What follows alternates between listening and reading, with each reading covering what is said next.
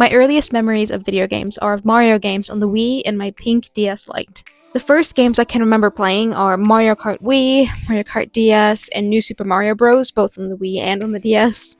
But my favorite, like many others, was Super Mario Galaxy 1 and 2. When I heard that the new Mario movie was going to be inspired by the Galaxy games, I was so excited. I love Rosalina and the Lumas. I think Rosalina might be my favorite character. I do think that the Galaxy games are the best Mario games, and I love the soundtrack, I love the atmosphere. Also, Yoshi had me very excited for the new movie, because Yoshi is hands down one of the best Mario characters as well. So yeah, I did see the movie in the cinema with my sister back when it was airing, so I guess we're going back, what is that, 2 months? I think this came out, was it March? I want to say it was early March or the end of February, something like that. Watching it made me want to draw Rosalina, because it's been a while and I used to draw her a lot.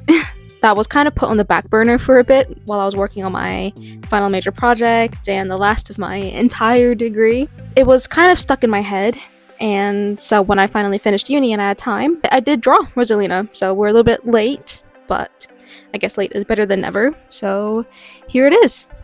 This drawing is inspired by some of my older illustrations. I've drawn Rosalina a fair few times now. Every year I used to make or remake the same drawing of Rosalina. So I have a little collection of Copic marker illustrations where Rosalina is reimagined in a fall setting. So the first one I made was in 2019, you're looking at it now. And then I redrew it in 2020. And then my last redrawing was in 2021, which still is one of my favorite Copic illustrations, and it's also my profile picture on most social media platforms, so you might recognize this one.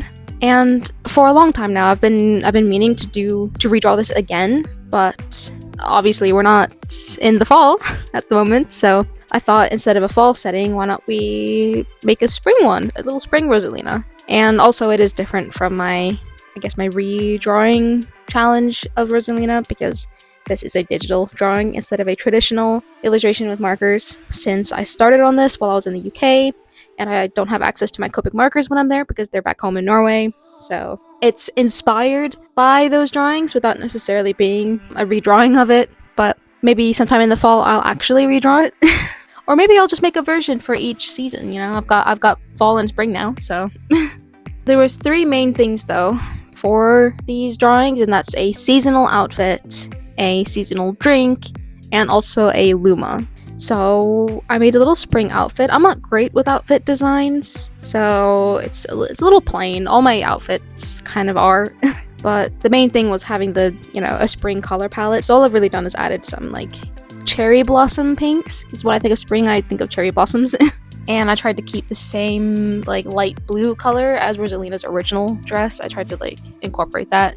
So her little cardigan is the same color, while her dress is like that cherry blossom pink. And then of course she's got a pink refreshing drink. Instead of having just one Luma, I took some inspiration from the movie and had multiple Lumas all doing kind of cute things, giving them a little bit more personality. Because in the movies they talk, they show emotions, and they do things. While in the game I don't think they even have mouths, if I remember correctly, and they don't speak. They make the cute little like Luma noises, which they did also have in the movie. But I did kind of like that they had more personality, I guess. So I just wanted to incorporate that in this drawing as well. And so yeah, I spent 8 hours on this piece, which is quite normal for a digital illustration. I think I do probably average around 8 to 9 hours. The hair definitely took the longest. I complained about this in my last digital speed paint as well. Hair takes so much time for me. And I do think it's rewarding, because I normally do think that the hair is the strongest aspect of my illustrations. I do like the way that I render hair, even though it is so wildly time consuming. But yeah, that took the longest, and I think rendering the drink was the most challenging. I don't think I've ever really made or drawn drinks before, so I found drawing the little ice cubes and stuff like that. I forgot to do condensation on the glass, but I'm not sure if I could have really drawn that in a way that would read as condensation, but I was thinking about it. But yeah, that was a little bit difficult. But yeah, this piece has given me a little bit of motivation to keep working on an illustration that I started on last year, which was a piece on, I guess, Mario Universe girls at the beach. And so hopefully I will finish it this summer. I was working on it last summer, but then I didn't finish it for some reason, and then once we went into fall and winter, I didn't really want to work on it because it's obviously a very summer inspired piece, but hopefully this year I will finish it before the summer is over because I do think that it's a cute concept. So yeah, I won't be spoiling the movie. I do want to talk about, I guess, the Mario movies a little bit in general. I think that they're alright. I think they're enjoyable for me as a Mario fan who grew up playing a lot of different Mario games. You know, there's a lot of Easter eggs and references and stuff like that, which is what makes it enjoyable. But if you're not someone who grew up with Mario or necessarily knows anything about Mario, it's probably not the movie for you. I think that the story and pacing could probably be better, because I feel like they try to cram a lot. I don't know, I just feel like they try to cram a lot of references in one movie, and it doesn't really leave a lot of room for development. But like I said, they're just enjoyable. I wouldn't say that they're necessarily very good movies, but I have fun watching them. So, and Yoshi was easily the star of the show. Love Yoshi. And I thought the beginning of the movie, when you hear the Luma sounds, that was really nostalgic. But yeah, that was all I really wanted to say about that. I will say, I think that the absolute best video game movie adaptations out there, hands down, are the Sonic movies. And each movie was better than the last one, because I think the first one's alright. I wouldn't say it's great. Second one I thought was really good. And the third one is, I'm not even gonna lie, is one of my favorite movies of all time. I've already seen it like, 3 or 4 times, I think? It's so good because they are objectively well-made movies, regardless of whether you're familiar with the Sonic franchise or not. So I think it's both enjoyable for Sonic fans and for people that aren't familiar with the franchise. And I think that's how you make a good adaptation. You make it enjoyable for everyone, and you make it good without it just being references. Anyway, that's all I wanted to say about that. What's your favorite video game movie adaptation? I think those the only ones I've seen. I can't really think of any other video games that have movie adaptations that I've seen. I think I've seen the Uncharted movie, and I thought it was alright, but I also never played the games. I just know of it because of other family members that have played it. I think that's the only adaptations I can think of, though. I have also seen that the Mario Galaxy games are on the Switch now, but I do believe that is some absolutely insane prices for such old games. I did buy the Super Mario 3D All-Stars game back when that was available. Like, you can't really get that anymore, I think. And that one has the first Super Mario Galaxy game on it, so I do technically have access to the first one. And I also still have my Wii. Like, if I really wanted to, I do have it on the Wii. I don't think I can ever justify paying those prices for those games on the Switch, even though I would love to have them on the Switch, and I would love to replay them again. But maybe one year, if I don't really have anything else to wish for like Christmas or my birthday or something, maybe I'll wish for them. If they ever go on sale, I'll get them, but Nintendo never has sales on these big games, so I'm not very hopeful. But I do think that they are some absurd prices for such old games. So to some things that I've been up to lately, starting with books, I'm still working on Dark Age, which is a book in the Red Rising series. I think it's the 5th book, and I'm about halfway through that now, and it's a very big book, which is why it's taking so long to get through it. Plus, I just haven't been reading that much while I'm home. So, still working on that. I did finish The Beauty of Darkness, which was the 3rd and final book in the Remnant Chronicles series. So I finished my Kindle book, and now my new Kindle book is To All the Boys I've Loved Before, which is very different from anything I've read in a very long time now, because it's very YA, contemporary romance. It's not fantasy, and it's very lighthearted, and like I said, it's young adult. I'm enjoying having a very light read on my Kindle, since I'm dealing with such heavy content in my physical book, which is Dark Age. In terms of games, I am I'm not really playing Pocopia, but I'm going in and I'm doing my dailies. I'm taking a little bit of a break from that. I hit 135 hours in it, so I've played a lot. I've come quite far in the game, but I do still have some decorating I'd like to do, so I am still planning on coming back to it. I'm just not really actively playing it that much at the moment. I'm mainly playing Final Fantasy VII on my Switch, and I want to say 12 hours into it. I'm on I think I just hit chapter 10, and I am really enjoying it. I've played, I think it was Final Fantasy 15 that I've played and finished, and I loved it. And I did start on 7 on the PlayStation however many years ago, but I never did finish it, which is why I bought it for my Switch. And I'm now finally playing it and finishing it for the first time. I do have a good time with these games. They are fun. So then I can get Rebirth when that comes out over the summer.